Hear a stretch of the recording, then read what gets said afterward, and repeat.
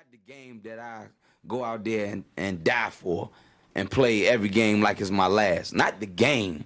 We're talking about practice, man. I mean, how silly is that? And we're talking about practice.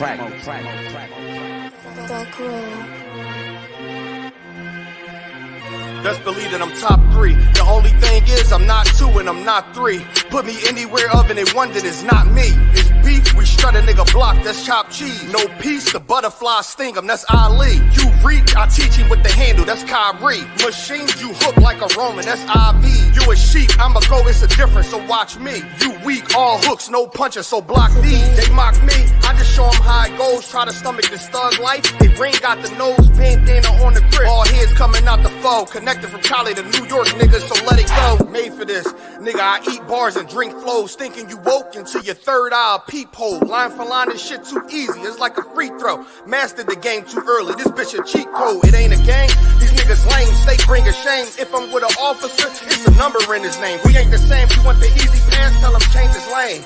Shit, I've been through the fire, you can't stand the rain, take an aim. Tell him runner, he can try his best. Drive a car named after me, that's why I'm in the vet. Laugh at these niggas once again, and I ain't break a sweat. Number one at everything I do, that's why I'm one west. The Lord is not the God of the dead, so when I die, coming back for my spot, so forever I'm top 3. Just tell him to watch this, janitor with the mop stick. You gon' need a defensive lineman to block this. On point when I bomb shit, Overton I do not miss. I'm barking with a full bulldog, and it's not mid. They can see that my mind's sick, I don't fight, I fly it.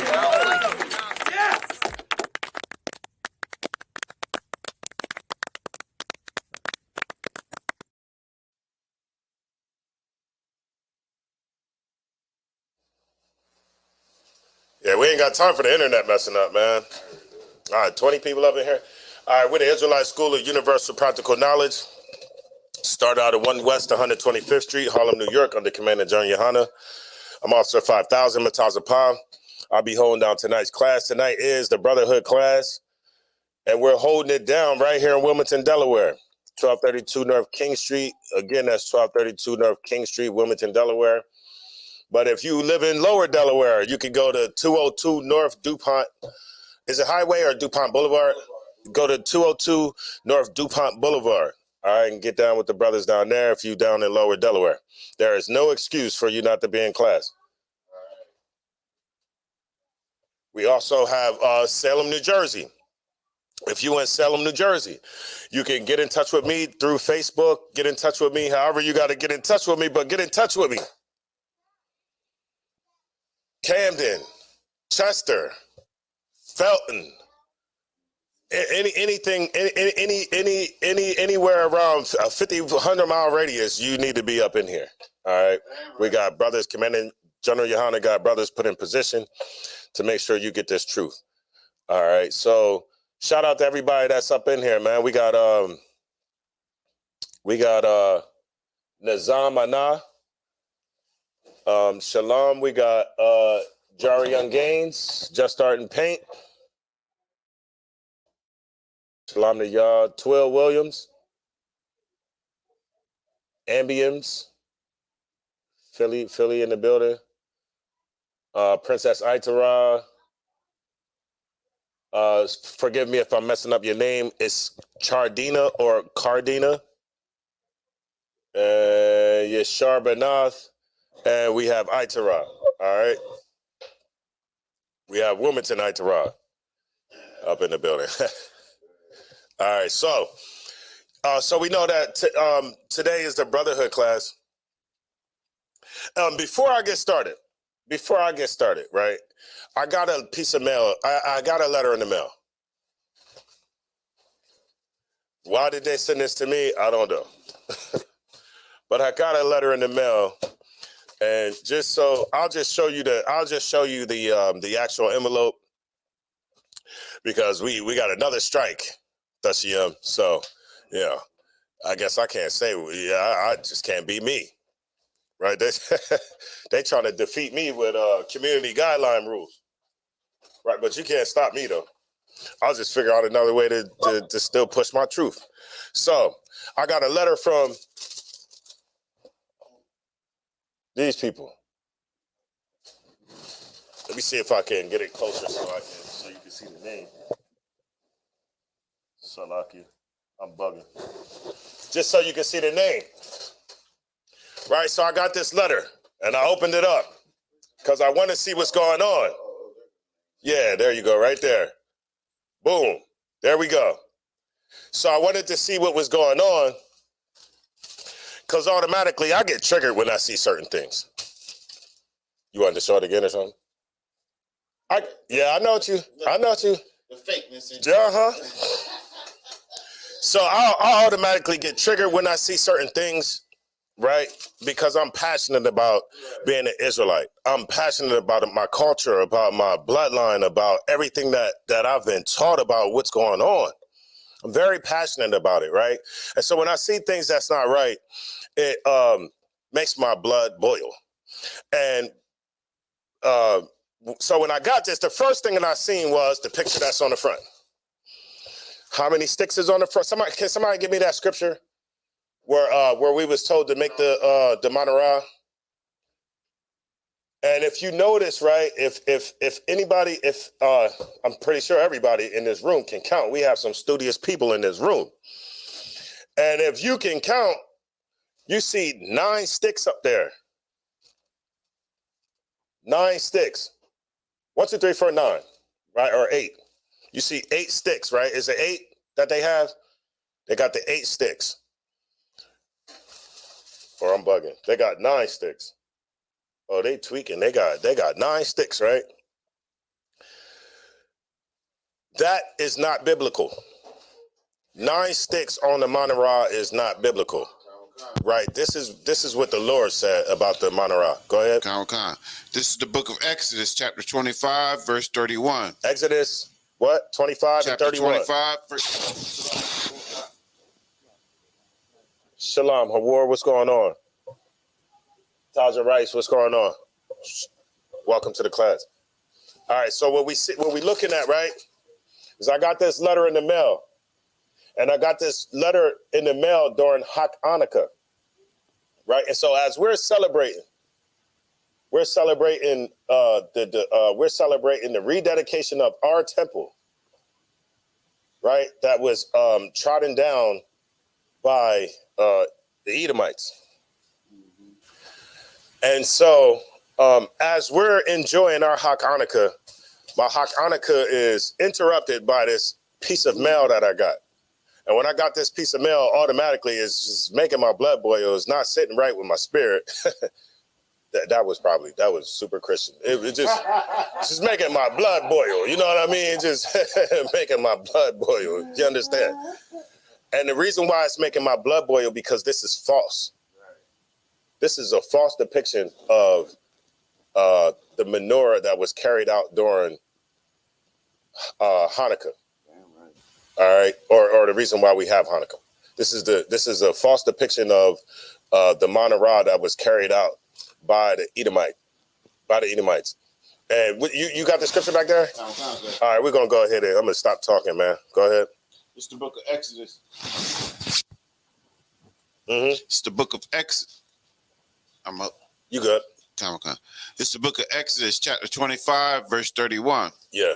And thou shalt make a candlestick of pure gold. Make a candlestick of pure gold. Hey, Tasia, let me see the one back there that the brother put together.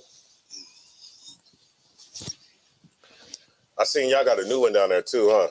It looked like blue and gold. Blue and silver? Okay, Most High in Christ. Wow. All right, so I'm gonna hold this right here as we read with the brother. Go ahead. And thou shalt, verse 31, Exodus chapter 25, verse 31. And thou shalt make a candlestick of pure gold. A candlestick of pure gold. Now, this isn't pure gold. However, it is gold. Go ahead. Of beaten work shall the candlestick be made. His shaft and his branches, his bowls, his knops, and his flowers shall be of the same. Right. Everything of the same, right? Go ahead. And 6 branches shall come out of the candle. Look. It shall come out of the sides of it. So you have the base right here. You have the shaft, And then you have the 6. 1, 2, 3. Skip the middle one because that's the middle. That's not coming out the sides. Right. 1, 2, 3. Right. That makes the 6 coming from the sides, right? That's what it said? Read on. 3 branches of the candlestick out of the one side, and 3 branches of the candlestick out of the other side. Right. So you got 3 branches out of one side, out of the left, 3 branches out of the right. Go ahead. And automatically, this does not align up with the Torah. Right. What book was you reading out of? This is the book of Exodus, chapter 25, verse 31 through 33. This is a breaking of the law. 4 or 5. This is not, for one, this is, it's a law. This is the book we read out of the book of the law. Damn right. Right? And the law is to make it with the 3 out of one side and the 3 out of the other side. We didn't finish how do you make this, but so far, right. This is out of sync. Right. With what the Lord is commanding us to do. Blatant. This is a blatant blatant disregard for the law. Right. It's 4 out the left, 4 out the right. Go ahead. Oh God. Verse 34. And in the candlestick shall be 4 bowls made like unto almonds with their knops and their flowers. Verse 35. And there shall be a knop under 2 branches of the same, and a knop under 2 branches of the same, and a knop under 2 branches of the same, according to the 6 branches that proceed out of the candlestick. Their knops and their branches shall be of the same. All it shall be one beaten work of pure gold. Right, one beaten work. So the one that comes out of this side is still connected to the one that come out of this side. The one from here is still connected to the one from here, and so on and so forth. But it's all still one work. All right. Verse 37. And thou shalt make the 7 lamps thereof. 7 lamps. So now you have the one coming up the middle. Go ahead. And they shall light the lamps thereof, that they may give light over against it. Right. And this is for us to have light. Right. This is for us to have light. And it was commanded. It's very specific in how it was given to us to make. That's like getting the blueprints and then you just throw the blueprints away and just make whatever the hell you want to make. Right. This is not lawful. But we have black people that support this. What are they called? They're called Judeo-Christians, right? I mean, I can't be shut down for that. Is that literally what the term? Literally, what the term is Judeo-Christian, right? And there's this doctrine, right, that's seeping into the Christian church, and Christians are literally teaching Talmudism or stuff from the Kabbalah. I showed you the last time, right? How the one pastor that Captain Tazariak was debating started talking about the Shekinah glory. I said the Shekinah glory. Wait 1 second. And I know I read that. I know I've seen that term before. And guess where I see the term? In my Kabbalah. I have a Kabbalah. Of course, I got it. Y'all don't get it and read it. I don't think a lot of brothers' minds is strong enough to be reading anything other than the Bible. But the Lord bless some of us with the skills to be able to do research and not let it sway us to the left or to the right. So you don't read it. I got the mind to read it. However, the Kabbalah, the Shekinah is the female half of God. That's literally a female God. It's like, if I may, there was 2 more verses on here. There's 2 more? Go ahead. You got it. Yeah. It get worse? Yeah, it's like, yeah. Oh, let's get it. Verse That's 39. No, verse 38. I'm going to start with 38. Where we at? We still in the same it's Comic-Con, sir. The book of Exodus, chapter 25. I'm going to start with verse 37. Okay. And thou shalt make the 7 lamps thereof, and they shall light the lamps thereof, that they may give light over against it, and the tongues thereof, and the snuff dishes thereof shall be of pure gold. Of a talent of pure gold shall he make it with all these vessels. And look that thou make them after their pattern, which was show thee in the mount. Make them after the pattern that was showed to you where? In the mount. In the mount. In the mountain. Right. Right. This was specifically the Lord showed us how to make this. Right. The Lord showed us how to make this. And then if we say that we're the people, wouldn't you just follow everything that the Lord said follow? Why would you compromise with the Lord's words? All religion does that. Let me just be frank with you. All religion compromises the laws of the Lord. Every religion either all religions seek to teach replacement theology. The real Israelites is not the real Israelites no more, and everybody else get the covenant. When it comes to Judaism, that's what the case is, right? They teach that they're the God's chosen people, and only them. Christians believe that the Jews messed up, so now the church gets the covenant, which is foolish. And also Muslims teach that the Jews messed up, and so now Muhammad is the new dude. Everybody got to follow Muhammad. And so when we follow these things, it takes us farther and farther away from the Lord. All right, and not only it doesn't stop there.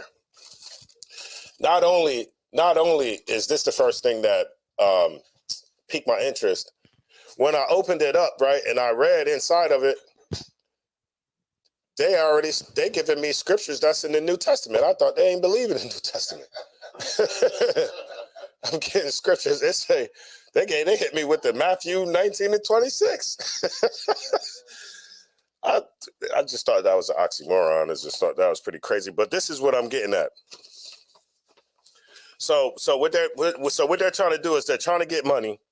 They want me to give $25 for it to be a $50 impact. So I guess it's supposed to be whatever I give them, the impact is going to be double on the person receiving the money.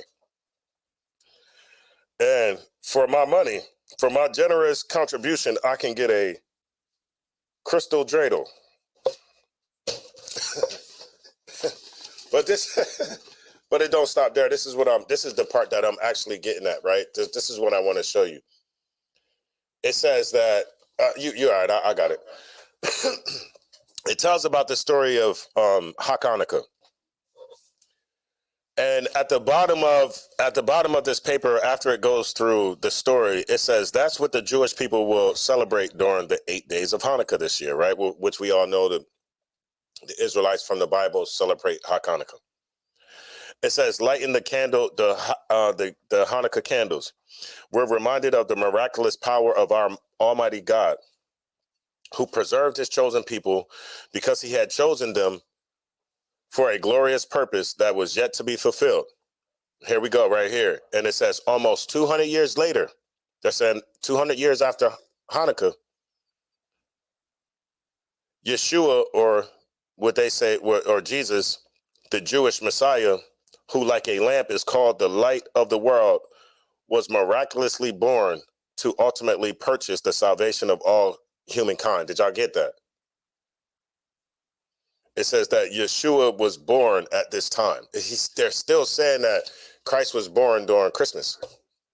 They're still telling you that Christ was born during Christmas. Is that the truth? Is that the truth? It's not the truth. When was Christ born? Anybody know?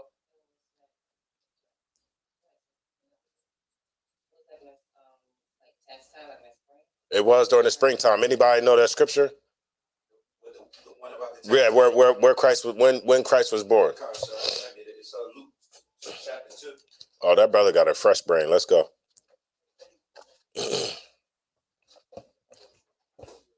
Luke chapter 2.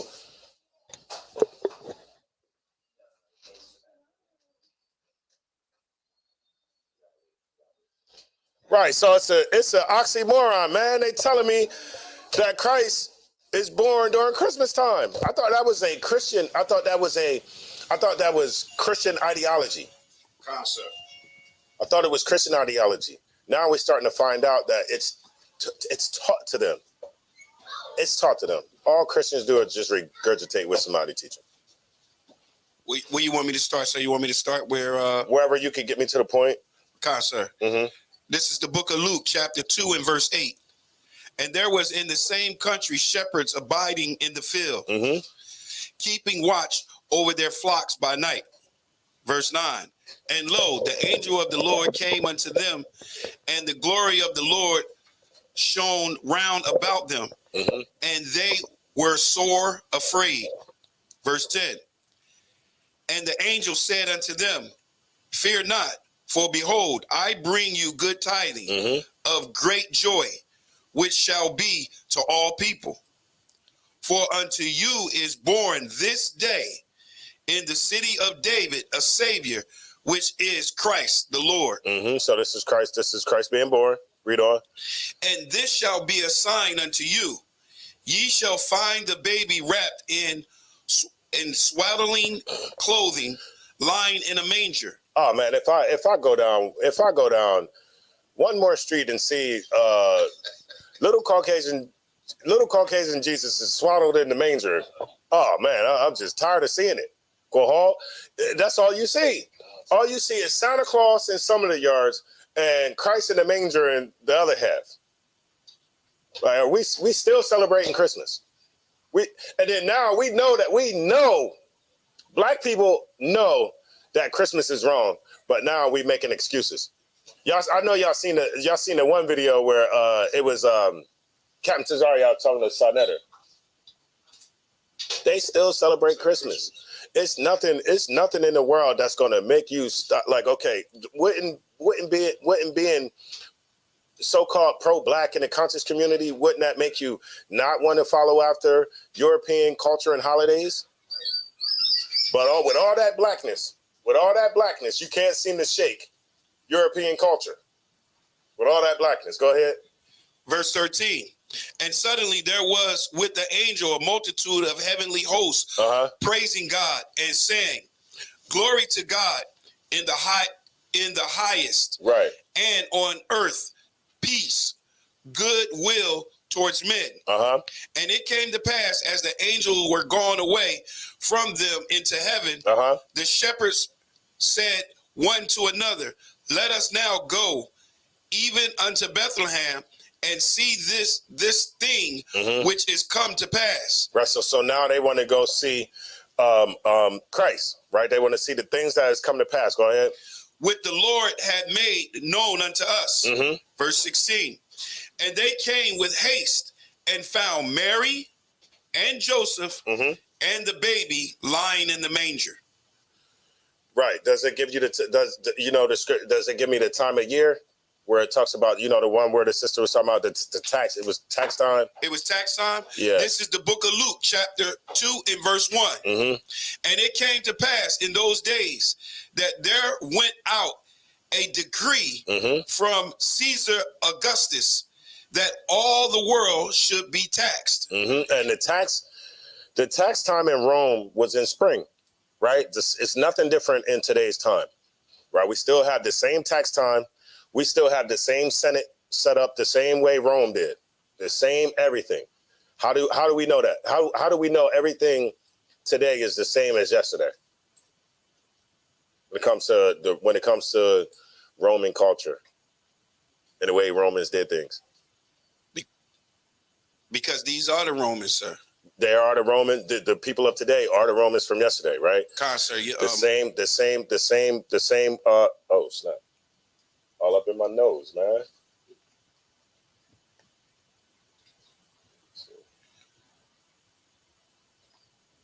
What I was about to say. The same form of government is the same.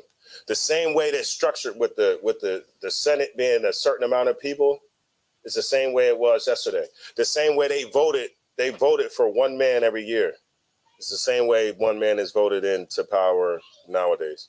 Sir, if I may. You got it, of course. And another thing, because of the shepherds was out there abiding in the field and keeping watch over their flock, know that it wasn't this time of the year. It wasn't in winter. You know it's not in winter, right?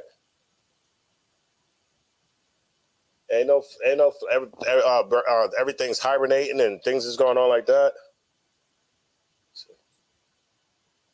Christ was born in the springtime, but if you don't know any better, if you're not the type of person that pick up the Bible and you don't read, you just sit there and let somebody tell you anything. You'll let somebody tell you that Christ was born during Christmas. And this is the people that teach Christians. Gotcha. You know, I gotta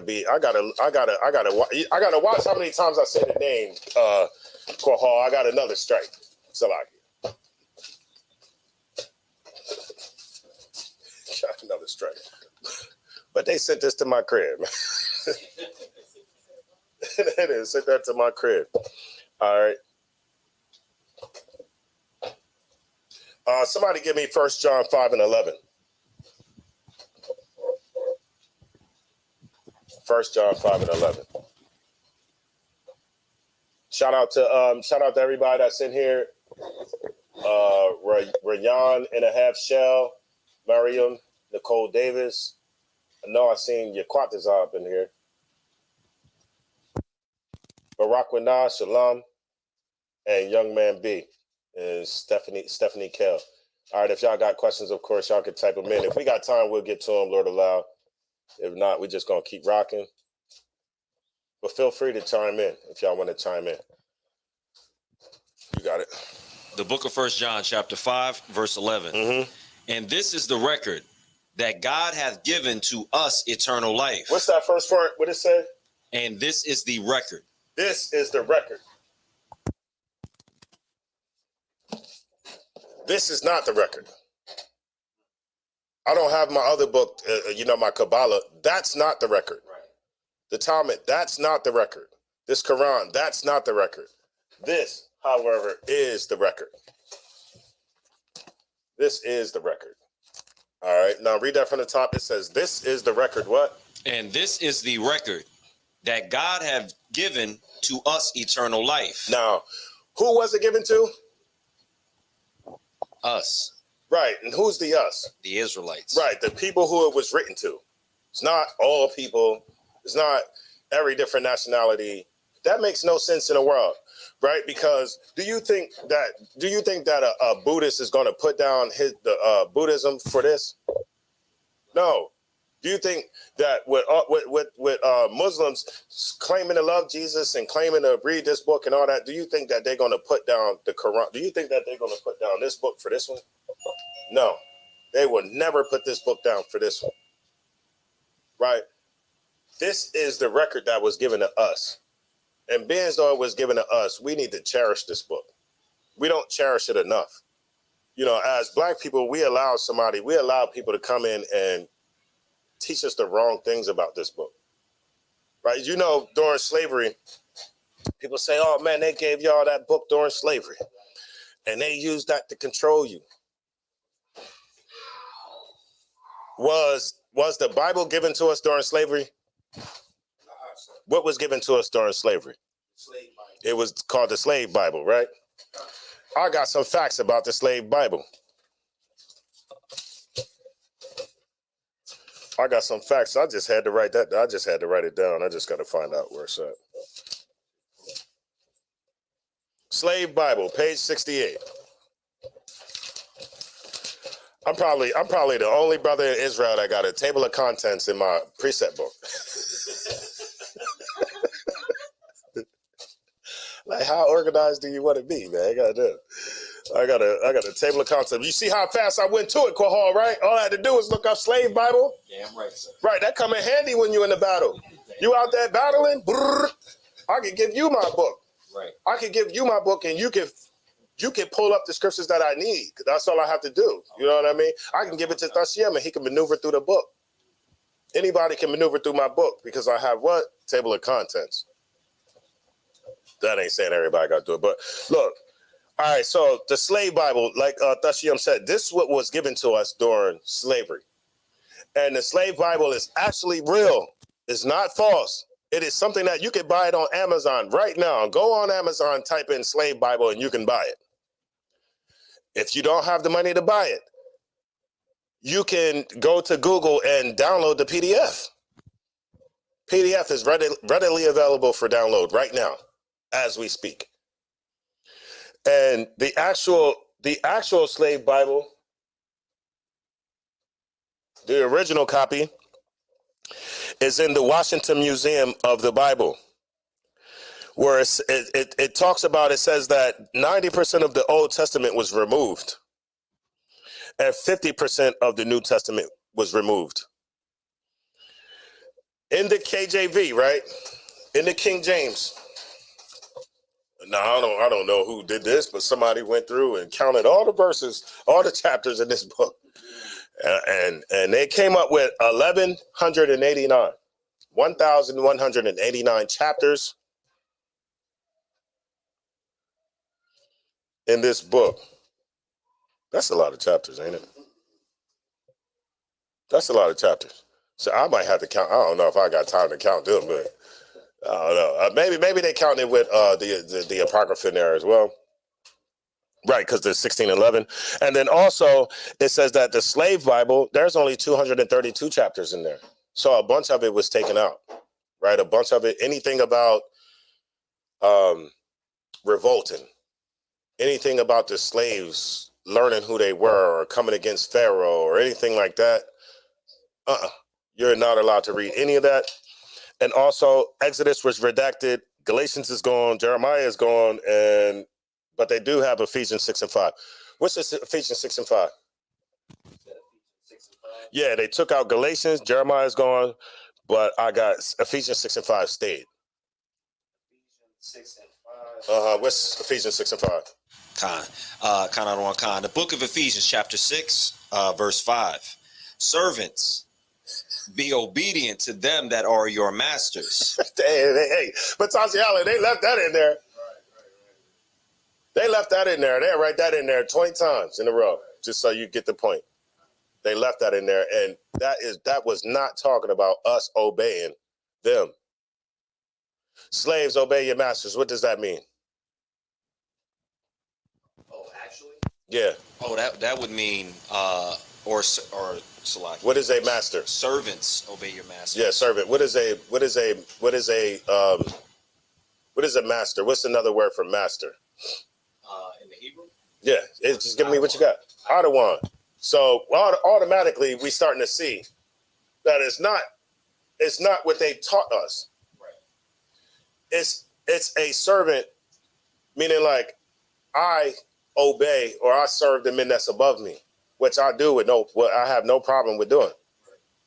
That's what this scripture was talking about. It wasn't talking about us serving Esau. It was talking about us being able to listen to another brother, take orders, and serve another brother. Read on. Or that's all for that? It was just a little bit more, sir. Go ahead. According to the flesh, with fear. Servants, obey your masters according to what? According to the flesh. According to what? The flesh. Didn't Paul say, he wanted to pray for the Israelites that got the adoption, the glory, the everything according to the flesh. Right. Okay, so now we know that it's talking about Israelites, man, serving another Israelite. We all have somebody that we have to serve, and it's telling you to do that with gladness. We'll go into Esau's job and tell him count on one goddamn late day long. He tell you something, you jump at it, and you make sure you get it right. And you listen to him and you do what he tell you to do with no problems. But then as soon as a brother tell you what to do, you're like, oh man, this nigga right here, man. Oh man, you know what I'm saying? You have a hard time doing what you're supposed to do because it's somebody that look like you that told you what to do. Right. No, we have to reverse that thinking and be glad it's somebody like you telling, a brother what to do, or somebody like Thashiam giving brothers an order. Right? Because I'd rather take orders from a brother than Esau. I have a hard time dealing with Esau, man. Don't think I can't, though.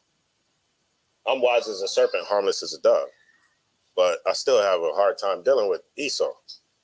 All right, so let's see. Psalms 56 and 11.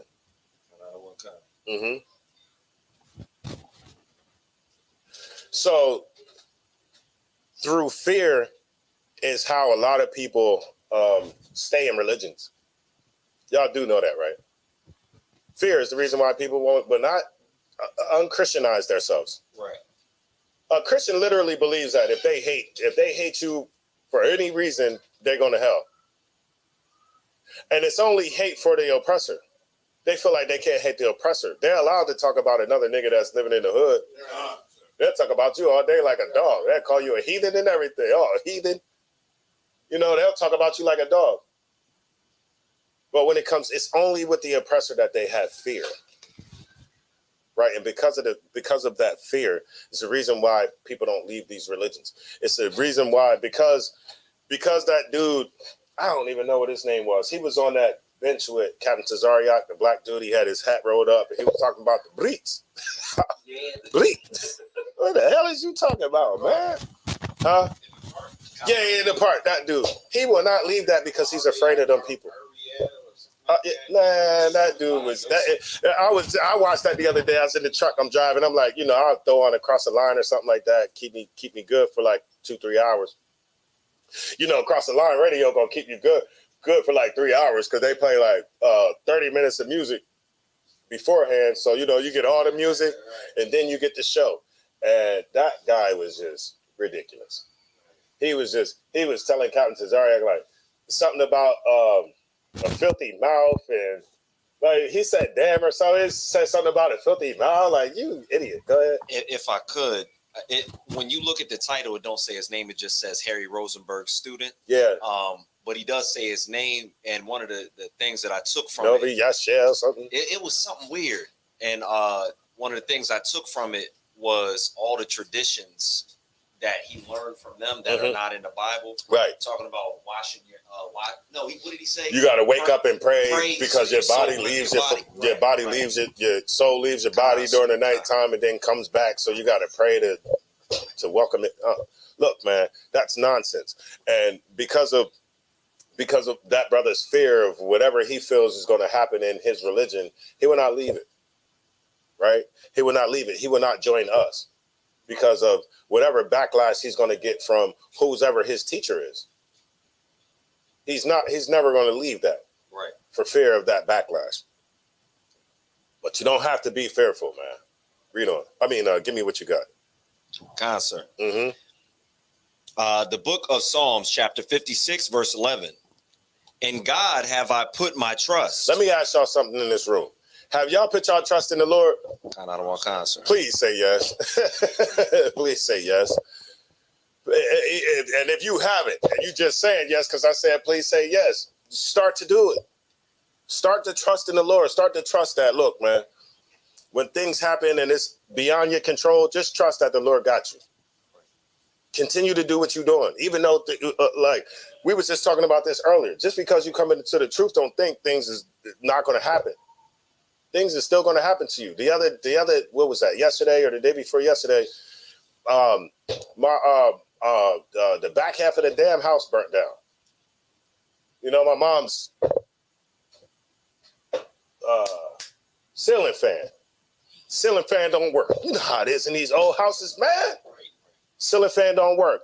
Wiring is old, but she got the light switch up. So somehow, somewhere, some way, something happened.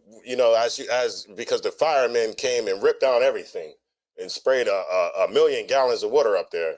And what you can see is the wire coming from the side of that thing is brittle. It's like brittle. You know how that stuff be, man. They built a house in 1900, and all the same stuff is in there from 1900. And so that's what happened. The only thing that saved this, Quahal, is the fact that it was raining.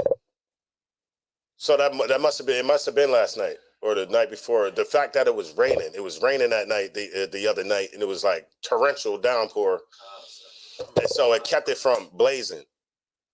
But the next morning, because we smell smoke, and I'm like, well, what the hell? Somebody burnt something in the microwave or what? You know, what's going on? I don't know. I'm looking, I'm checking all the appliances, I'm checking the refrigerator, I'm checking everything. I can't tell where the smoke smell is coming from. I can't tell. So I had to, you know, lay down. I was tired.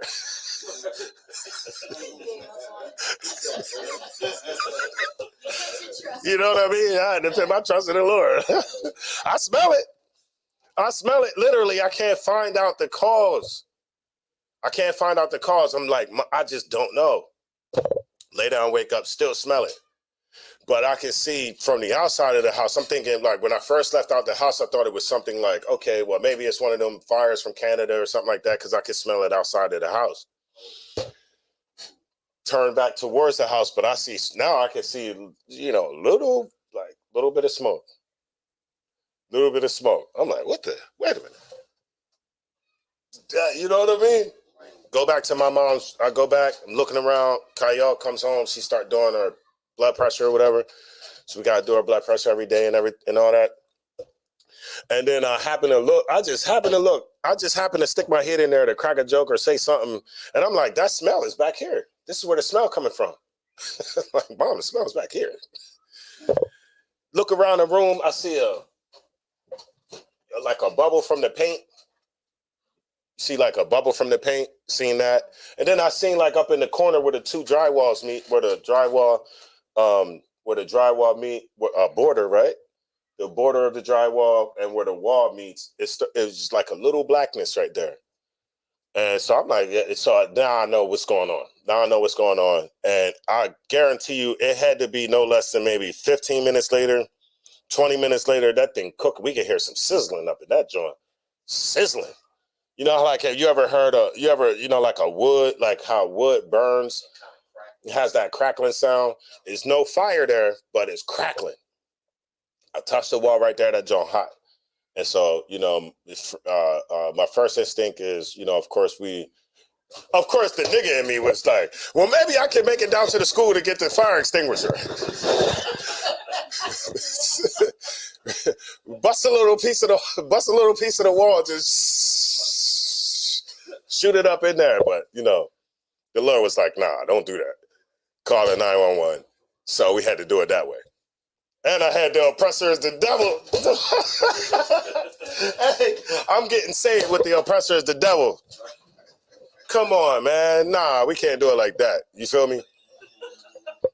Yeah, we can't do it like that. Nah, I ain't have to get saved, but I still had that shirt on though. You feel me? And I'm calling them for help. And so when they get there, right? They get there and they start taking the hoses in there. And when they took the hoses in there, they said something on the walkie-talkie that everybody started running in there. And then the hose was flat. Then all of a sudden that joint was like, as soon as it was flat like that, and then all of a sudden it was like that, I'm like, I already know what's going on. They done shot 80 tons of water in there, man. They didn't have to. No regard for that. Look, they one-track mind. They teach you in there, fire, put the fire out. Damn their belongings, damn everything. I'm talking about. So I was able to get everything taken care of. But the moral of my story is trust in the Lord. The water. That's the moral of the story. Trust in the Lord. Now, of course, it didn't burn down the whole house. It didn't exceed the ceiling, or it didn't exceed the roof. So it's not like it's a big hole in the roof and everybody got to get out or anything like that. We was able to clean up those 2 rooms. So the back 2 rooms is done, right? The back 2 rooms is done and the rug is saturated with water. But we able to still stay in the part that's habitable until we can figure out what the hell's going on. So remember the scripture when it says, when you come to serve the Lord, prepare thyself for temptations. These are things that brothers and sisters may or may not be able to deal with. And these are things that make you go back in the world, make you go pick up a pack, try to start selling drugs again to hurry up and get some quick money and things of that nature. But nah, you don't do that. You trust in the Lord. Things is going to happen. Nobody said that being in the truth was going to be peaches and cream. Nobody said it was going to be easy either. Right? You still getting tested every day. Don't think just because I'm an officer of 5,000 that I don't get tested the same way a young brother comes in here or a new brother comes in here. Same thing, right? Read it from the top. Khan out of one Khan. The book of Psalms, chapter 56, verse 11. In God have I put my trust. In the Lord have I put my trust. Read on. I will not be afraid what man can do unto me. Now, this second half, right? What does that mean to you, Kohal?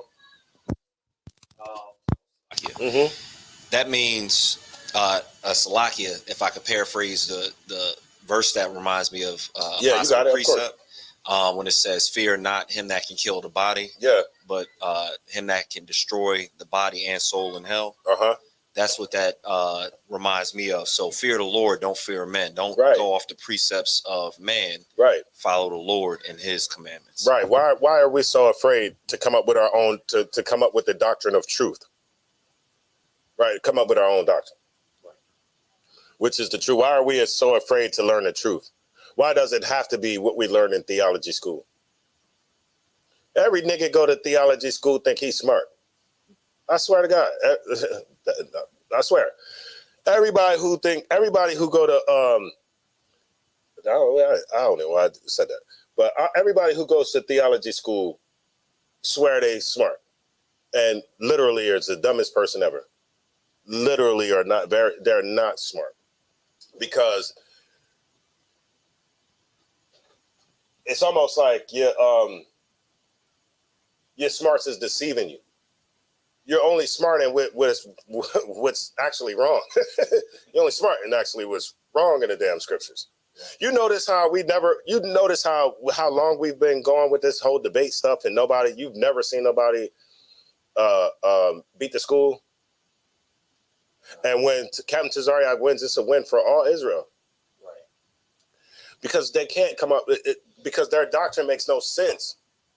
And then when a Christian is getting beat, he start this cadence. He'd be like, and the Shekinah glory filled the room, or he'd be like, or they'd be like, and Rahab was counted in the genealogy of Christ. So Captain Tazariak, as soon as they start getting beat the piss, they all start talking like that. It's just something that irks me. I can't stand a man to talk like that. The Shekinah glory filled the room in the temple. Nigga, what is you talking about? Do you even know what the Shekinah glory is? You don't know what it is.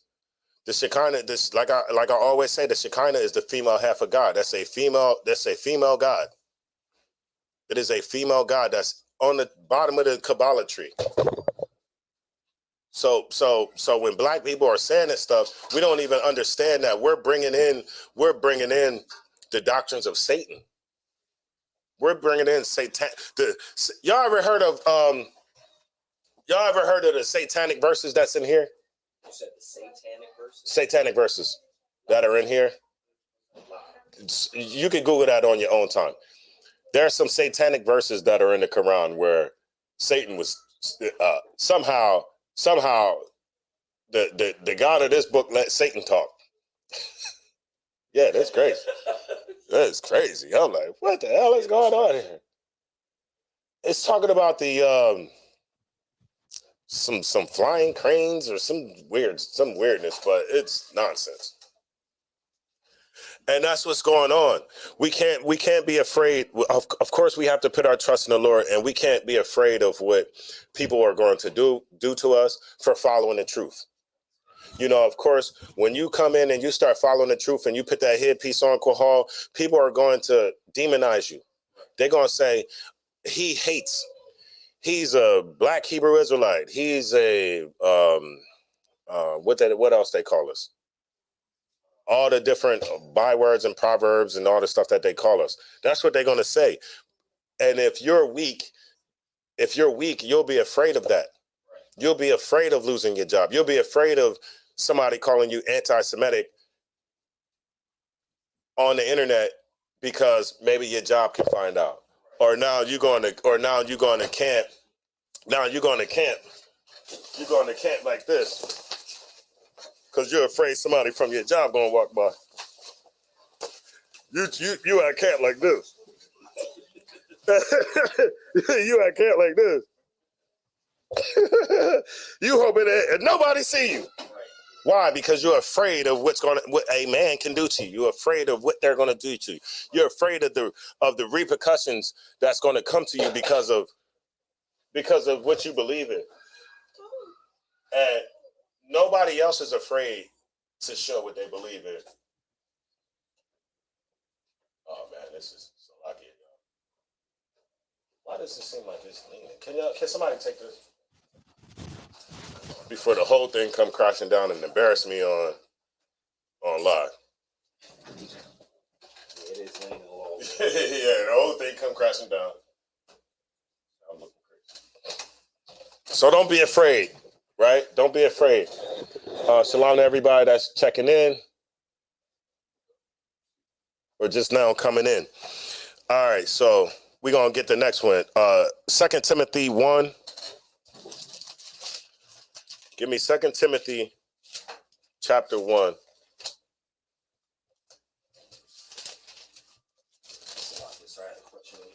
You got it. Go ahead. The slave Bible that you were talking about, if we could purchase it, is it 1807? Is it like a version from 1807 or something like that? That I'm not sure. Okay. That I'm not sure. All right, no sweat. I got the PDF version, so I'm not even sure, man. But all I know is that that's what was given to us during slavery. So when they be like, "Oh man, that's the white man's book. That's the white man's book," they gave y'all that during slavery. No, they gave us a corrupted version. Right? They gave us corrupted teachings. Right. From a good book. Book is great. Just the teachings that was given to us was corrupted. That's all. That just goes to show how much of a devil the people who was in control of us are. This just goes to show you how horrible these people are, right? And when it says that, never trust your enemies, that is great advice. Right. It's great. Never trust your enemies. How can you trust the people that gave you a Bible called the Slave Bible? How can you trust the people that create a letter? This dude Willie Lynch created a letter and went around and taught this to slave masters on how to create a better slave. Or let me put it even more, create a system that will run itself. To use their exact words, if you teach them what I'm teaching you here today, this will perpetually run itself for over 400 for years to come. Has this? All they had. I'm gonna show y'all a couple things that was taught to us, and then y'all tell me if this is not if what this Edomite said wasn't true. We perpetuating it is on our own damn near now with our ideologies. What you got? Yes, sir. What was the verse? 2 Timothy 1 and let me see something. 7. Kind out of one kind. I told you I got some. I told you we got studious people in here, man. I'm sitting there looking around like 7. Go ahead. The book of 2 Timothy, chapter 1, verse 7. For God hath not given us the spirit of fear. The Lord haven't given us what? The spirit of fear. Read on. But of power and of love. Right. And of a sound mind. Look, the Lord did not give us the spirit of fear. Whenever I was out, before I came into the school, that's what I had the spirit of, fear. Fear of not climbing the corporate ladder. Because I was a corporate ass nigga. I was trying to climb the corporate ladder. I was, what they say, white collar, blue collar. I don't know, man. They were sending me, they were sending me to college. My job was sending me to college. Now mind you, I'm from West Side. Just got finished doing a bid, all that, parole, all that, and still polished enough to where they'll send me to college and pay for me to be advanced Excel, advanced Word, advanced PowerPoint, so that I can do my jobs. I ended up from, the warehouse to the purchasing department, from the warehouse to the front. I thought that's what I really wanted. I made it up to the front. I got my cubicle. I'm like, ooh, wee, well, like I made it. Literally, I'm talking about. I'm thinking from where I came from, and now I got this job, and I'm in the cubicle, with slacks on. Like I'm not back there sweating. Like I'm not back there breaking. You know what I mean? And I thought that's what I wanted to do, and I came up into the truth, brother. And that job went. Pew. That job went down the drain. I was I had made the what was it? That same year I had got Employee of the Year. Gave me $1,000, all that kind of stuff. Man, look, came into the truth. I had a hard time with discipline. I had a hard time being wise as a serpent, harmless as a dove. I really did. I had a hard time, but thanks to that job, anything that you see, you open up that drawer right there, that first one, you open up the second one, you see any PDFs that's in here, all the Hebrew stuff that's down there, and anything that's printed out as far as a PDF in this bag that I got or at home came from that job. Salakia.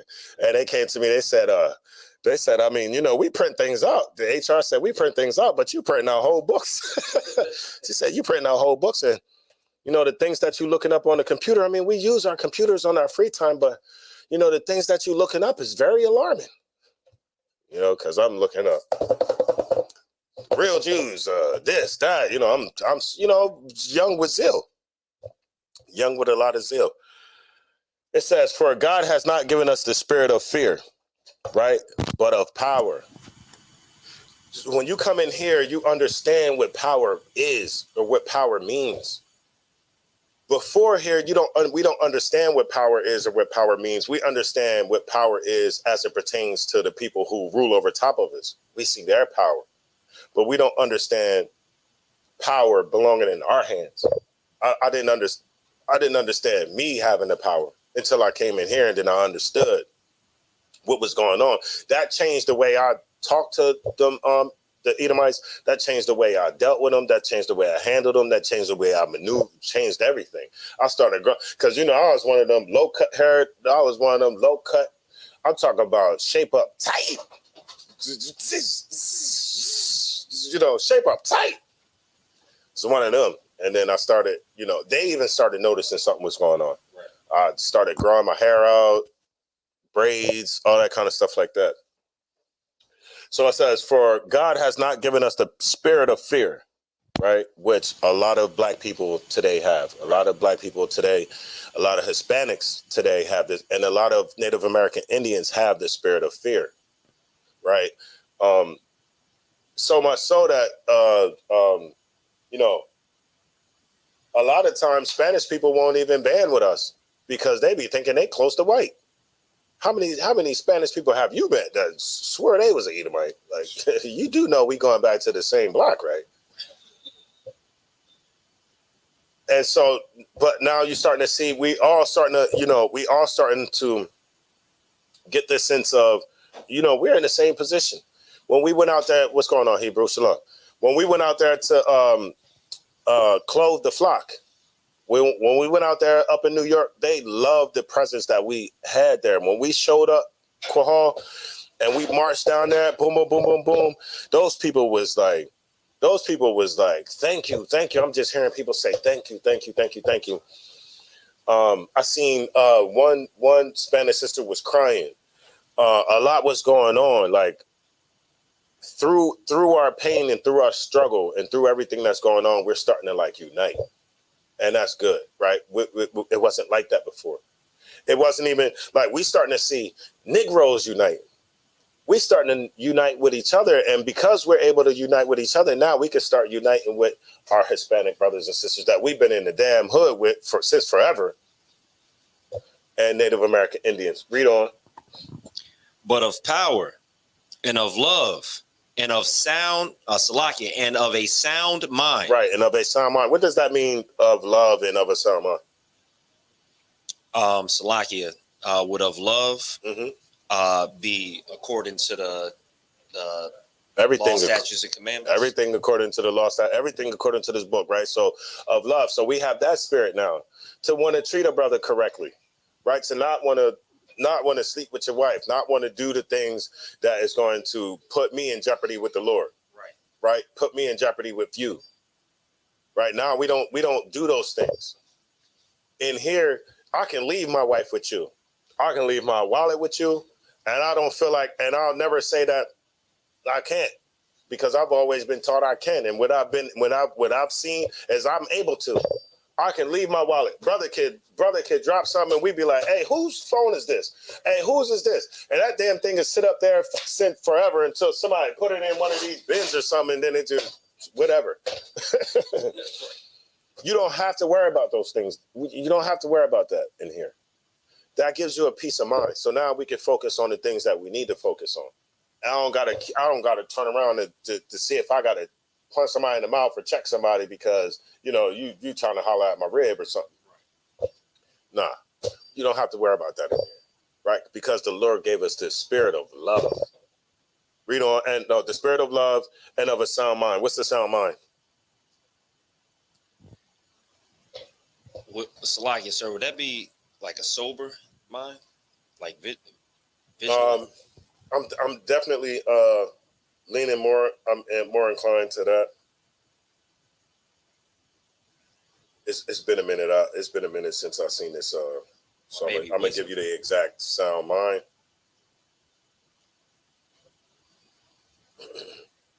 What's been going on in the news, y'all? I seen didn't somebody just got $200 million or something? Ukraine, somebody just got $200 million. I mean, they just I still owe $20,000 for a nursing degree that I just got. You mean to tell me somebody can't pay for that? It's my tax money. Right. You mean to tell me you can't take our tax money and help us with our debt over here? Well, we gonna go and help somebody else with their debt. I'm looking extracted. Is that the term I'm looking at? All our money can be siphoned. All our money can be sent somewhere else. Right. But don't help the people that actually need it. The people that the tax money that because they taking our tax money. We can actually use that here. I can actually use that. I don't need to send it to them to watch them live a better life. I can use that for the war that's going on here. Well, they be getting buku bucks. If I could, sir. You got it. They be getting buku bucks. They using our money to blow things up. Yeah, right. That's all. Hey, pat yourself on the back. You support genocide. Go ahead, pat yourself on the back. That's where your money, because nobody speaks up and say anything about it. We just, as so-called Americans, you just shut up and just let the people who run the country do whatever they do.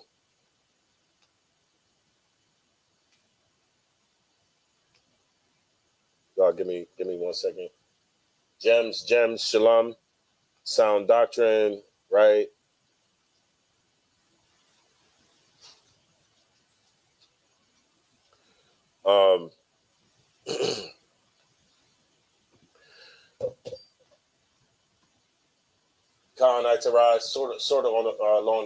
Sort of along those lines. So what we have for Strong's G4995, it's an admonition or calling to soundness of mind, to moderation and self-control, moderation. So, having goddamn control, right? We able to have that now, to where when I was in my 20s, when I was in my early 30s, I didn't have self-control, right? I was the type of person that if I was doing drugs, I ain't have no self-control. I'm going to be up all night, maybe for 2 days, and that's just how it is, because I don't have no self-control,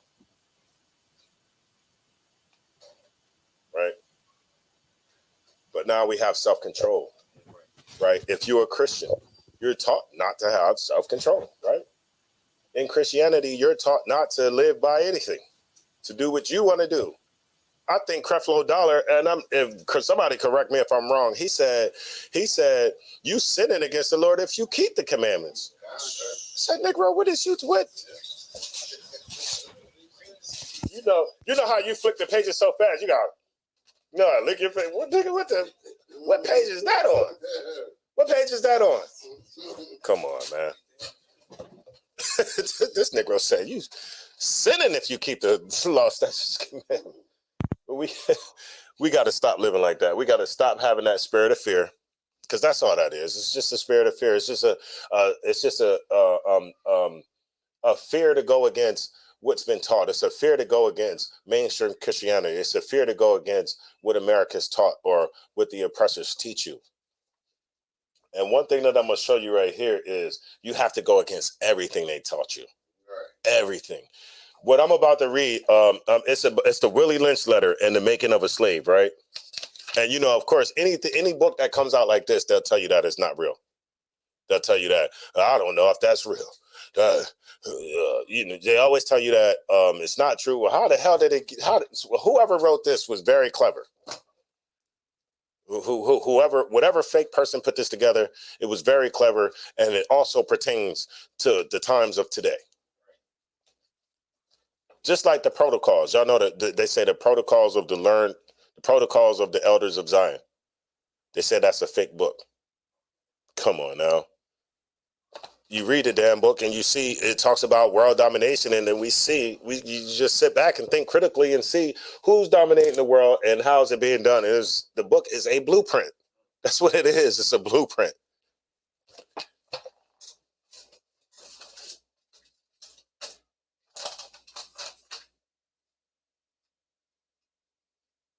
Oh, I thought I had my Communist Manifesto over here. They try to tell you all that stuff is BS. It's not BS. When you read the tenets of communism, you see that at least three of them is you can see three of them in American society right now. Why? Because America is ran by communists, and you know communism always was a thing that tried to grab black people. You know, wasn't Tupac's mom? No, was she a communist? No, who was it? One of them black ladies. What's the one that had the afro, but she still was there? She was all pro-black, but wasn't she a communist? Oh man, she wasn't. It was somebody. It's one of them that was a communist. One of the Shakurs that went to Cuba. Maybe she, yeah, maybe. Well, it's one of them. It's either Tupac's mom or Angela Davis. But Angela Davis, I'm like, it was a Shakur. She had an afro, nice, pretty afro. Sister was pro-black, and then she dated a white woman. She married a white woman. I said, Lord have mercy. What are we? But look, this is what this is. Let me read something to y'all real quick, right? The Willie Lynch and the Making of a Slave.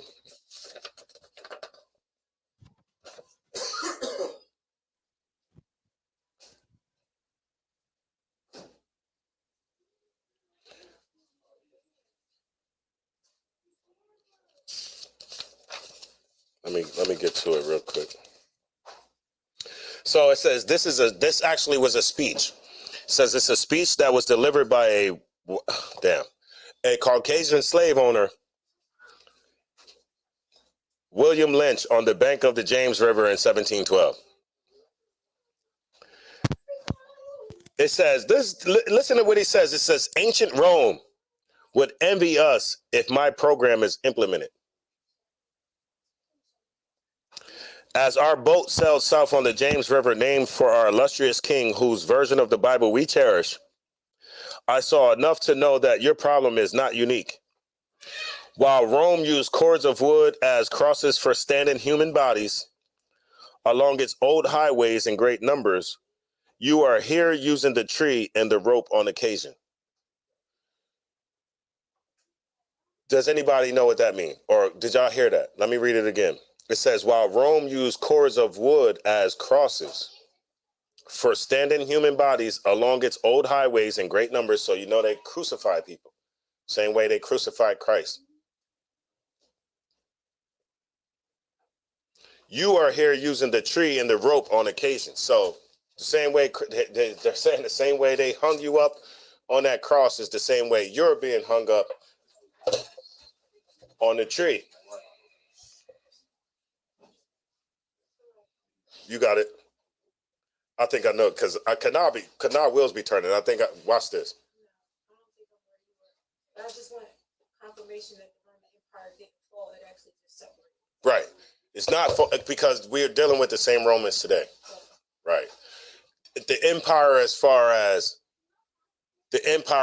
being called the Roman Empire and it being one, like, I'm not sure if this is the correct term, homogeneous. Is that meaning one or is that multiple? So it's not like that per se, like how it was back then. However, you're correct in saying that these are the same Romans. They just split up, broke apart, conquered other lands. You know how Esau do? He'll conquer a land and start calling himself that. Right. Because remember, the Romans went up to Great Britain and conquered all of Great Britain. Started calling themselves British. Where did the British go to? Right here. They broke off and came right here and then started fighting themselves to call themselves something new, which was an American. Who were the Americans?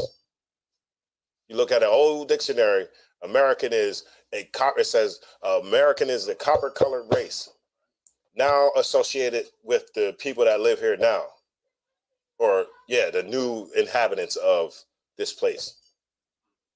But when you look at the term of an American, so I'm sorry if I wasn't finished what you were saying. No, that was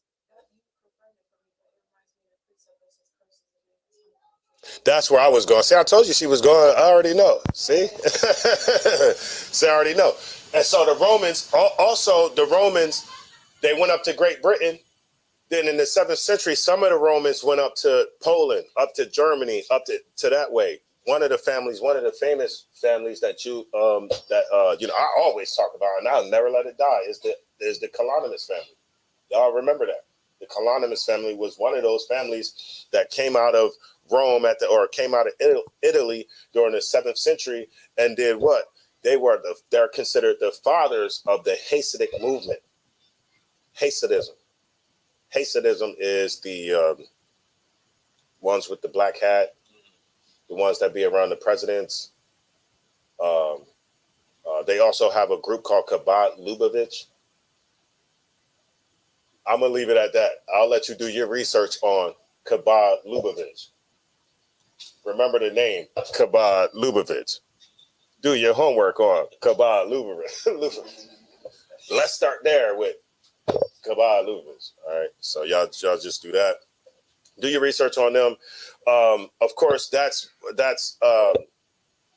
actual history that you can find in the Talmud, in the Jewish Encyclopedia. We have one right here. It talks about Onkelos. It talks about the Colonimus family. It's not nothing that we could be shut down over. And so he made that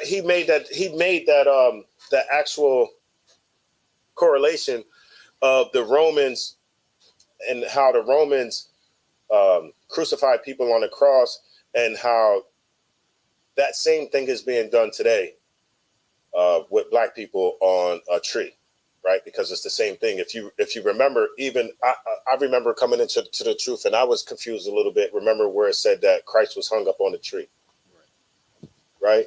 You just crucified. The tree is still wood that came from this. He was crucified, right? It's the same thing that happens or happened to us. And more recently, I've seen it maybe like a year or 2 years ago.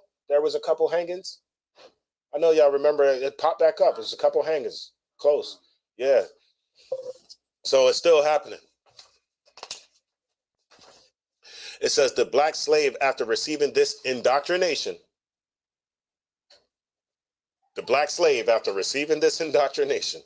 shall carry on and will become self-refueling and self-generating for hundreds of years, maybe thousands. So whatever you teach them in here,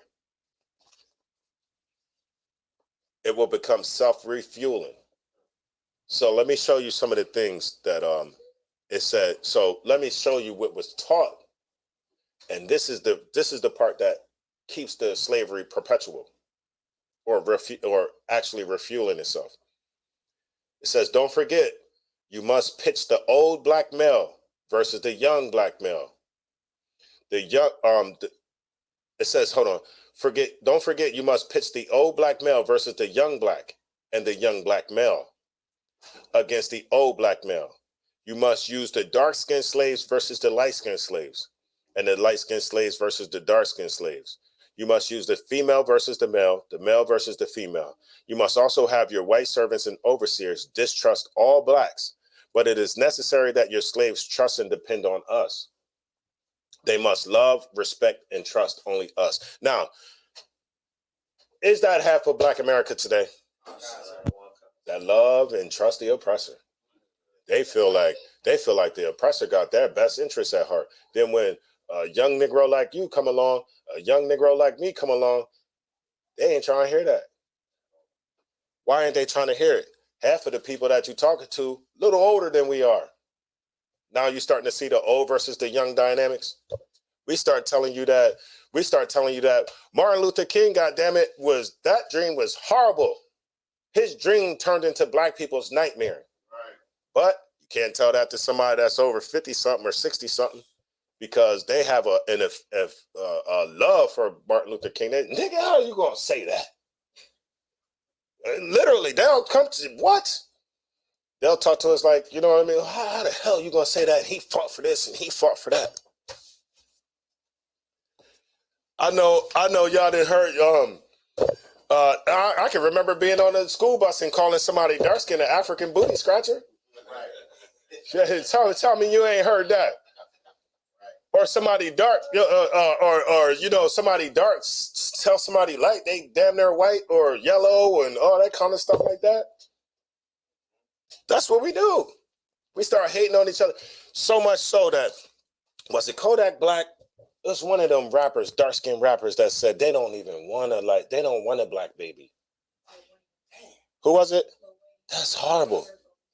You prefer, now that's not saying that, this light-skinned woman, this so-called red bone is still an Israelite, but you literally got it set in your head that you cannot date someone that's darker than her because you don't want your babies to be dark. That is crazy. That is beyond me. But that's what this book says.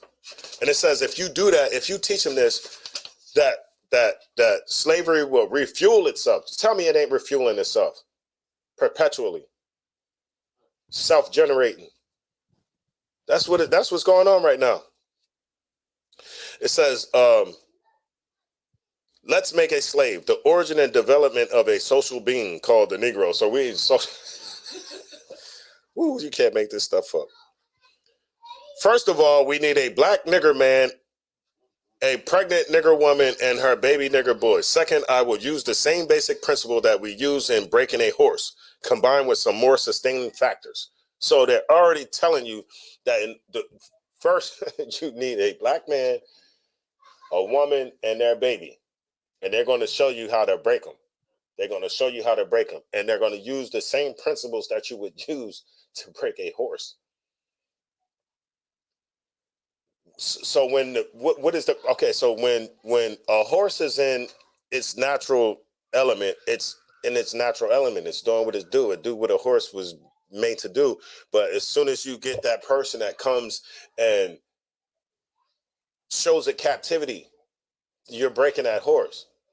The horse would naturally go out and feed itself. The horse would naturally go out and do the things that it needs to do to take care of itself. Why? Because we all know that the Lord, you remember it says the bird don't even have to figure out how it's going to eat, or nothing has to figure out what's going to happen, because the Lord makes sure that those animals are taken care of. Using the analogy that we don't have to worry about how we going to eat or how we going to drink or how we going to dress or none of that, because the Lord, the same way he takes care of them animals, and they don't have to worry about that, you don't got to worry about that neither. That horse, as soon as you go and you put the reins on it and you start, you got a damn string on it like a dog or something, a yard string, and you walking him around in a circle and he can't get beyond this fence and he can only eat when you put the feed down. Like now he's dependent on who? You. Now you're breaking that natural freedom that the horse would have, that the animal would have, and you're making it depend on you. Now there is no freedom. He has to wait for you to eat. He has to wait for you to let him out. He has to wait for you to do everything. So you just essentially just broke the nature of that animal. They're using the same tactics for humans, for us. And not even, let me just say us, but for our grandmom and grandpops. Let me make it a little bit more personal. For your aunt and uncles. Like that should hurt right there. Like what I'm reading to you, it should make you feel some type of way. This kind of stuff is not stuff that you could just gloss over and just like, oh, okay, they just horrible people. But Christmas is Monday. And then when we go to tell you, man, look, man, damn that Christmas and all that stuff, that is the culture, that is the culture and stuff of your slave masters. And then what Sonetter said to Captain Tazariak, I get to celebrate my kids. Nigga, what the hell is you talking about? What you talking? What we talking about here, man? Now we just coming up with anything. Now we coming up with any excuse to just do what we want to do. So pro-blackness can't stop you from indulging in the oppressor's culture. Goddamn. So what's going to stop us from indulging in their culture? What's going to stop us from just being pushovers? This is what's going to stop us from being pushovers, man. This is going to give you a goddamn backbone. Right. This is going to stop you from being a pushover. This is going to give you power. It's going to give you everything. It's going to do everything it said it was going to do. This is the only thing that can save us right now.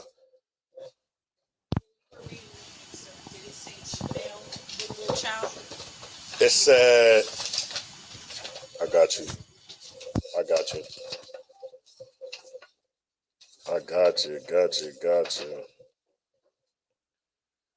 The one where I said the nigger man, baby nigger boy. It's even worse. It's even worse. But let me not stop there.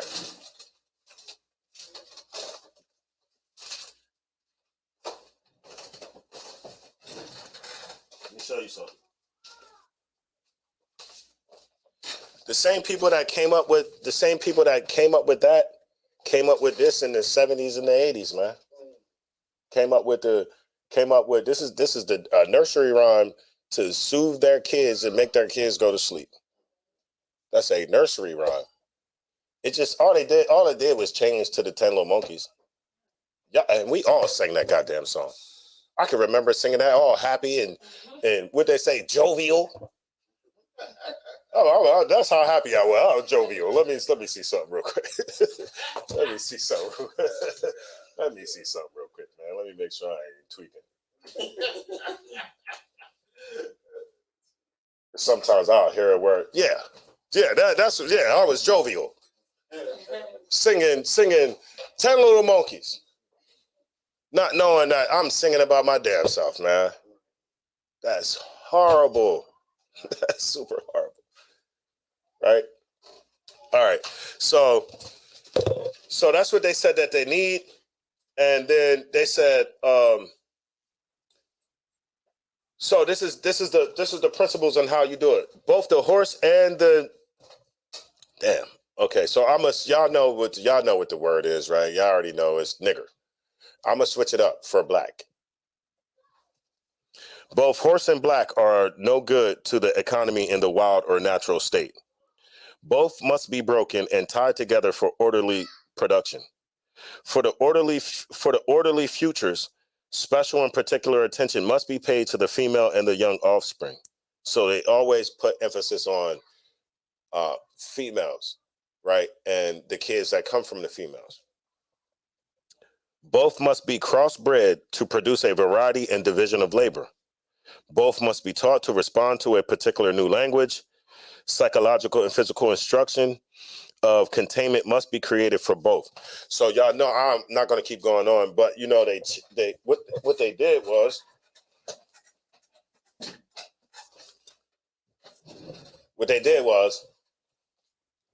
they'll take a strong black man, right? They'll take a strong black man.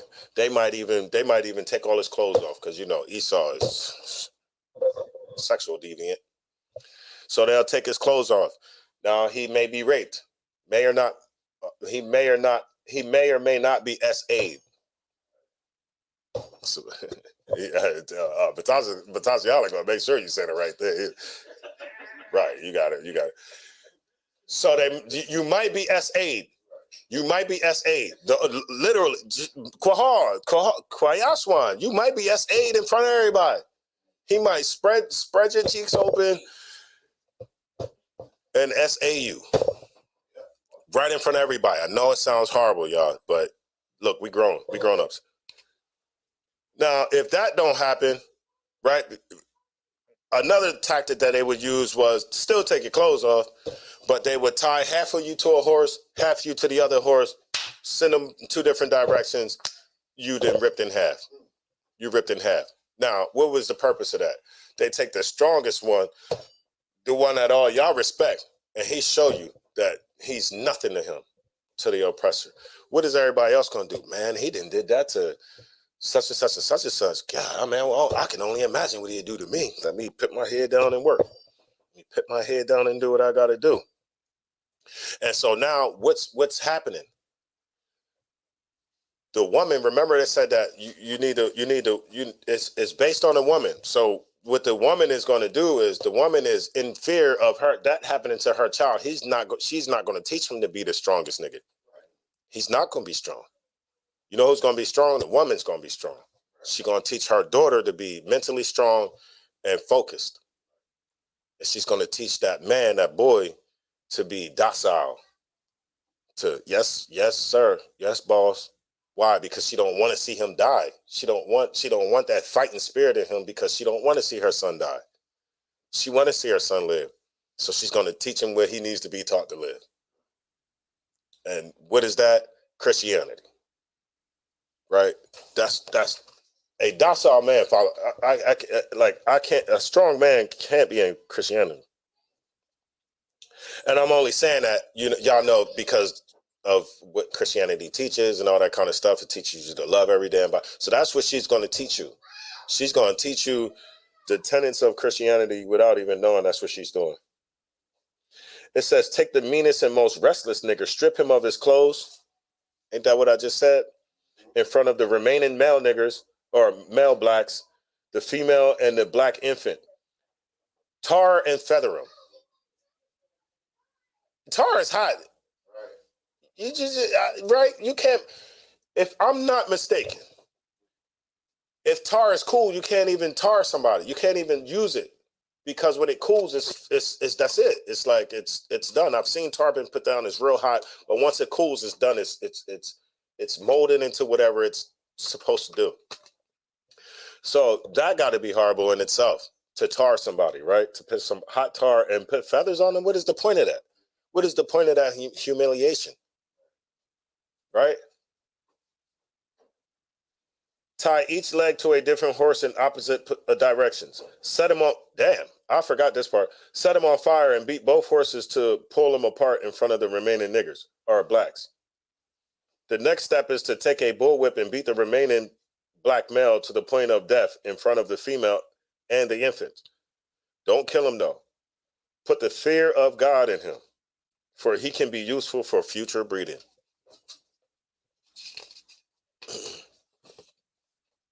This is how they talked about us.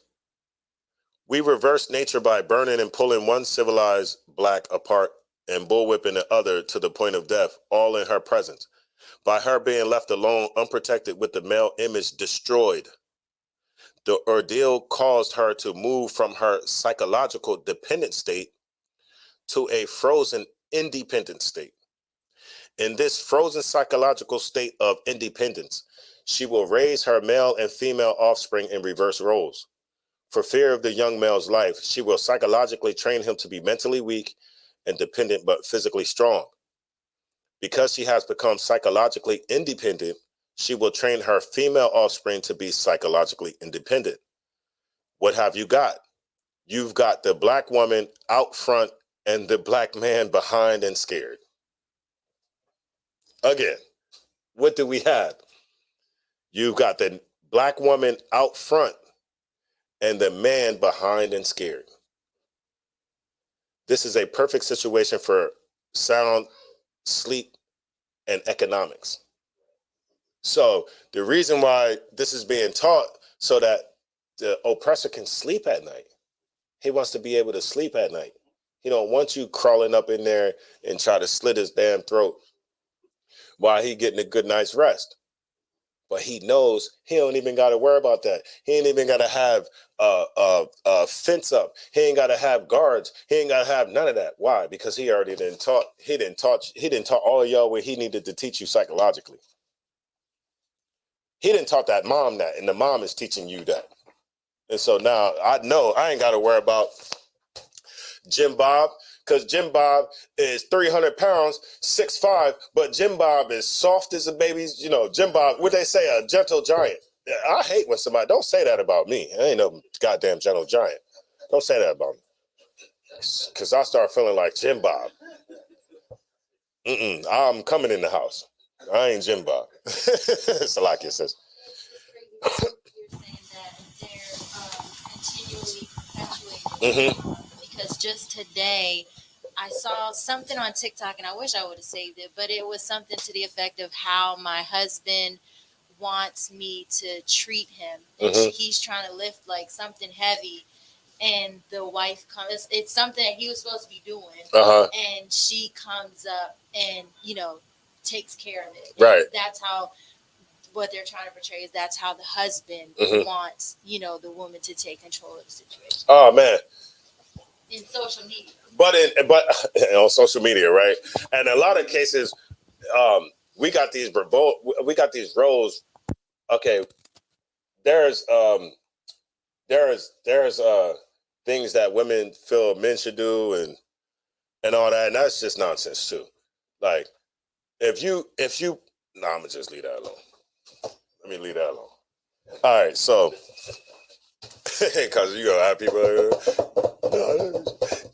Because I seen stuff where like the woman was changing the tire or pumping gas or something like that. You damn right I'm gonna teach my daughter how to change a damn tire. Well, I want her to sit there and don't know how to do nothing. That's ridiculous. So she just gonna sit there and just wait for any Joe Schmo dude to pull up and be like, hey, yeah, I got you. Man, that's ridiculous. Sometimes I feel like they say a man has to be this way and a woman has to be this way, and it's not. That's not what it is. That's more so like things that society places on it. It says so if that happens, right, then they feel that they have created an orbiting cycle that turns in its own axis forever. Unless a phenomenon occurs and reshifts the position of the female savages. So this thing is going to turn itself on its own axis forever until a phenomenon happens like this. A phenomenon like you coming into the school and actually learning about the oppressor. You learning about yourself. You getting power. You learning how to love. You learning brotherhood. You learning sisterhood. Right? Because all of this says is I'm going to teach them to not love each other. I'm going to teach them to be unbrotherly. I'm going to teach them to be unsisterly. Put the old against the young, the light against the dark, this against that. They're teaching us to be unbrotherly. That's learned behavior.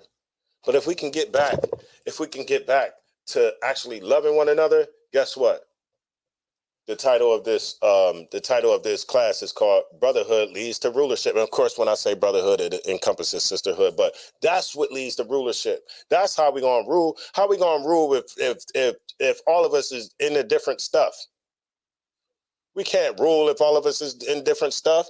Half of us believe that Africans is cool. Half of us believe that Edomites is cool. Half of us believe that homosexuality is okay. For the life of me, I'm not following the Lord is not going to have no captains in his army with pink pumps on. Come on now. We have to get on one accord. That's why it says that there's one body. And it ain't talking about it's one body and it's only, okay, if you know you're an Israelite, you can still have another camp and still do all this other goofy nonsense over there. No, it's one body. In 1969, was there more than one camp? No. When the camps, from then, when people from the school left, that's where you get all the camps from. That's where you get your IUICs. That's where you get your this. That's where you get your that. Because guess what? At one point in time, all those dudes was in here. All those dudes was in here at one point in time. But of course, somewhere along the line, you like, man, you a self-proclaimed general. You knight yourself. Ain't somebody supposed to be like this to give you your status? Like, you like this in the damn mirror. you make your damn self a general. Right. Like, what is you doing here? Right. And so one more scripture that I'm gonna pull. Right, you get in here, brotherhood. Captain Nakai had a song that was so heavy. This had to be like 5 years ago, man. It was like brotherhood is a weapon. That became like a saying in the school. Brotherhood is a weapon. That brotherhood leads to rulership. They can't deal with us if we're all on one accord. They have to split us up and get us in all types of everything.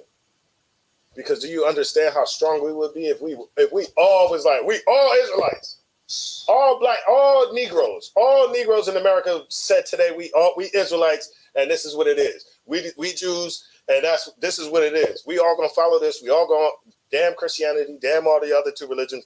We're gonna follow this. We ain't eating pork no more. We ain't celebrating none of your holidays. Guess how much money we would accumulate? How much money we would save? Trillions of dollars. But instead, we give all this money away. We following after these holidays, cultures, giving all our damn money away. We give our money away to the different nations that's in our communities feeding us. I mean, we don't even got one black person in the hood that even fried chicken anymore. You going to Royal Farms. New York fried chicken, it's banging though. I ain't gonna lie. They didn't win it. Somebody's grandma recipe. Right. They went in somebody's grandma recipe, and they figured out how to batter that. They had figured out how to season that batter. Yeah, I know they was in Big Mama house. Right. Trust me, they ain't cooking like that, man. But you got to get it from Royal Farms, New York fried chicken, Kennedy fried chicken. All these other people, that's not us, man. And then when we do see like a Big Mama store, nobody want to go in there. Nobody want to go in there, right? You want to go to wherever else, Olive Garden, some damn where else where you're gonna spend $25, $30, but you don't want to give Big Mama 25 or 30 for food that you literally eat every day. It's crazy. I said I was gonna get one more scripture, right? Did I call it yet? Let me see.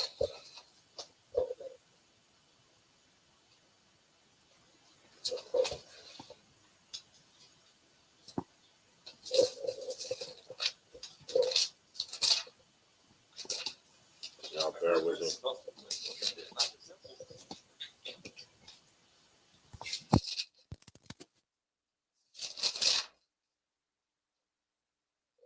All right, somebody give me Lamentations 5:16. Right, so I just need y'all to understand what we in here. Why we be in these damn classes every day for? We in these classes to give you your culture. We in the classes to teach you what you need to do to be on the right side of the Most High. Understand that, right? And of course, we in here. We at the high holy days. Why? Because the scriptures say rehearse the righteous acts. What this school is doing is this school is preparing each brother in here for rulership. I know I want rulership. I'm not doing this for nothing. I'm not doing this so when the kingdom come, I still got my same menial job. I still, or I'm a trash man or something like that. Look at this kingdom right here and look at the lowest Edomite. Look at the lowest white person. Look at the lowest Caucasian. Do you want to be that person in the goddamn in the kingdom when we ruling? Think of this kingdom right here and how supposedly great this kingdom is, but you still see white bums. You want to be that white bum? No, you don't want to be that white bum. So you work now to prepare yourself, to prepare your position in the kingdom to come. All right. What I got? Lamentations. The book of Lamentations, chapter 5:16. The crown is fallen from our head. Woe unto us that we have sinned. For this our heart. It says the what? Like in verse 16, it says what? The crown is fallen from our head. What is the crown synonymous with? Rulership. Rulership. That crown is gone. Not only is the crown is gone, there's another scripture that's in the Apocrypha that says the seal of Sion has lost our honor. So not only have we lost our crown, the seal that our seal, the da and the da wa da, has lost his honor. Now people talk about so above, so below. You know, they trying to put all this esoteric knowledge, you know, all this Kabbalah stuff on it. It ain't got nothing to do with that. Look up David's name and it just say Da and Da. And I'm talking about literally in the Blue Letter Bible. I'll show y'all on the screen in here. Because y'all know that the word is Da and Da. You know that the Wa means and in Hebrew.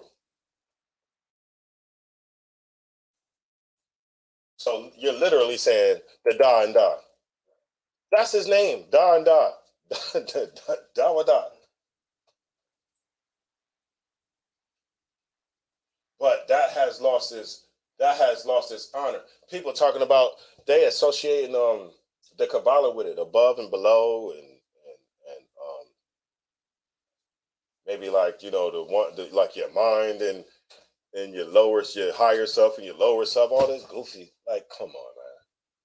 And so now you come down the street, you got your shield on, people think you into some esoteric nonsense.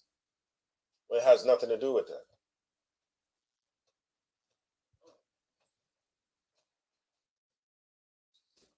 What's that? The verse about Sion has lost its honor. You can read it. The book of 2 Ezra, chapter 10 and 23. And which is the greatest of all? The seal of Sion hath now lost her honor, for she is delivered into the hands of them that hate us. Who hates you? You ain't even got to say it.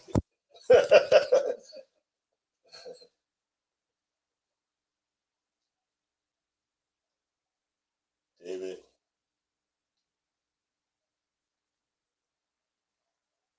Because I know I had seen it on here. I've seen it on here somewhere where it says the Da and Da. David. It's one of these spots where it said Da and Da. Meaning Da wa da.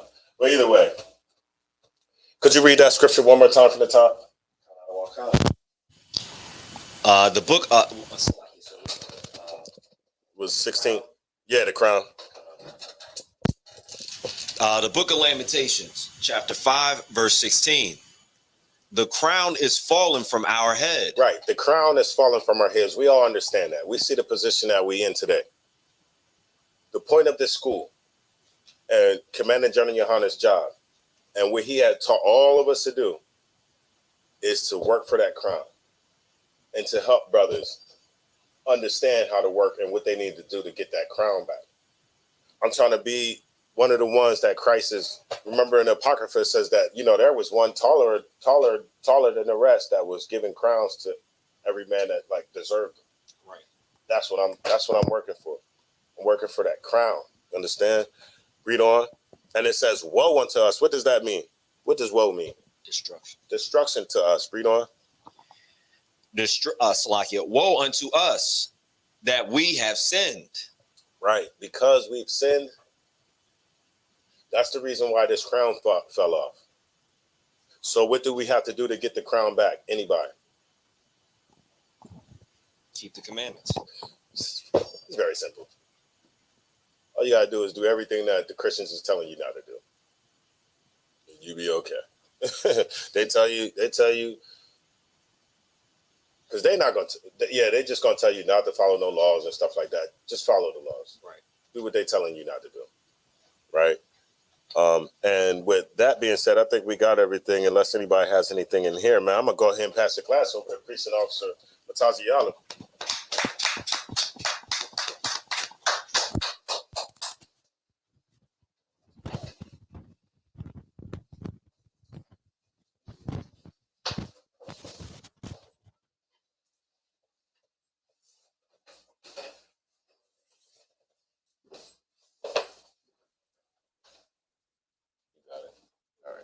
All right, CPK security announcements. Rules for new brothers and sisters. When new brother or sister comes into the school, they are off limits for 6 months. They are to be saluted only. They are here to learn and share themselves with the world. They need transportation, teacher will arrange it. After 6 months, if a brother or sister has an interest in a particular person, they are to seek counsel from the heads. Tithes, which is a commandment, Numbers 18:21, Malachi 3:8-10, means 10th in Hebrew, Ma'ashra. That's 10% of every penny or any increase the Lord gives you. Priest funds, free will offering for the priest.